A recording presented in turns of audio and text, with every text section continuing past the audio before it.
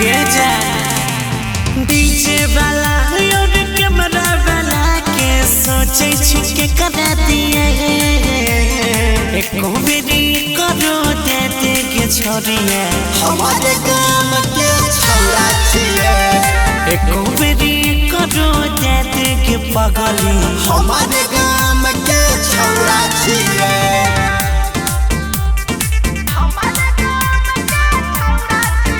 Ganpati recording studio Bhawanipur क्रांति बाबू ऐसे पहिले खाते छौड़ा बहके दूजी खैलही गे मंगल कोयो बाजे तारा बाता मामा की अकलही गे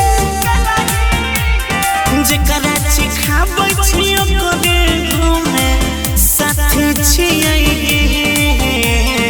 एको बेरी करो दादो ही छौड़िया हमारे गांव के छौड़ा छिए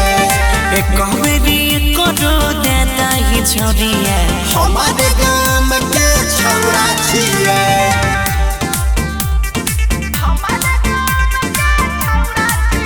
गणपति रिकॉर्डिंग स्टूडियो भवानीपुर क्रांति बाबू